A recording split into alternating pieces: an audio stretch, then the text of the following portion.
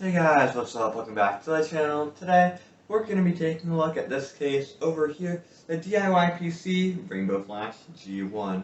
This case is sold by DIY PC on Newegg for around 45 bucks. Alright, looking around the exterior of the case, on the front you can do that just kind of like angular plastic panel along with the RGB LED strip and then the mesh fan vent.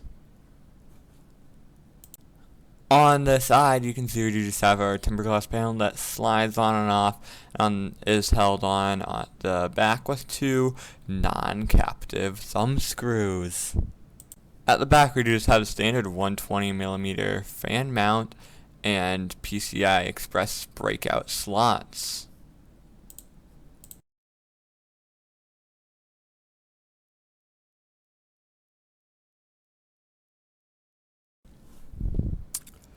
Looking around the top of the case, you can see that we do have our power button, power and hard drive activity LEDs, USB 2, headphone mic, another USB 2, USB 3, reset, and the RGB changer button. As you can see, there is kind of blue LED on the RGB button, and you just have the blue and red hard drive and power buttons. On the top, you do have your dual 120/140mm fan mounts. And then on the back side panel of the case, you do have that cutout, that weird cutout thing. I'm not really sure what to call it. Now, looking around under that back panel for cable management, you can see that we do in the less deep area of the case, we do have I'd say 2/3 of an inch. And then in the deeper section of the case, we have a bit over an inch for cable management. We do also have plenty of those cable tie-down points. And here you can see we do have plenty of cable tie-down points, and I was able to get cable management decent. I only spent about 10 minutes cable managing this build. We do have a single dedicated SSD slot, and we do have plenty of room in front of the power supply just to kind of stuff the extra cables in if you're using a not modular power supply like I did. This is a decently long EVGA 600W1 power supply unit. Hard drive mounting is taken care of by this case. It does slide out with this not that well designed mechanism, but it does work. You just kind of push that tab down and it does slide out. It's kind of a pain to do.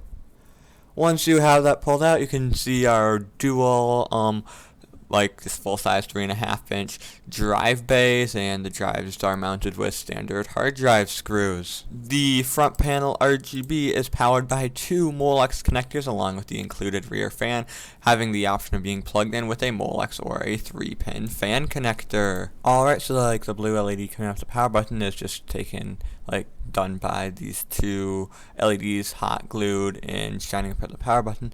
And then the RGB front panel, they did just bend this RGB strip. I don't really like how much they bent this, but I don't know, it should be fine, I guess, so I wouldn't really worry too much about that. But yeah, that's just kind of how they did all the RGB effect on here. On the front, we do have 3 fan mounts, with all of them getting pretty acceptable airflow through the front panel.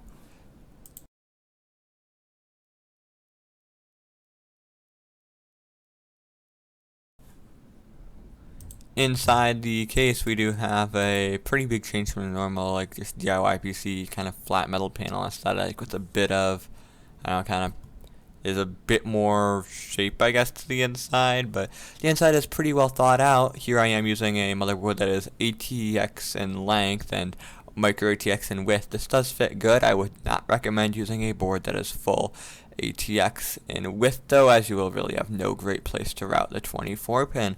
This board does fit great, so micro ATX boards and these weird kind of mixed form factor boards will work great.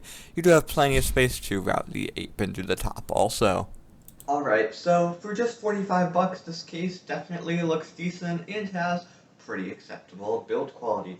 I would recommend adding 1 or 2 front fans for better airflow, but that's really all you would need to get for this case.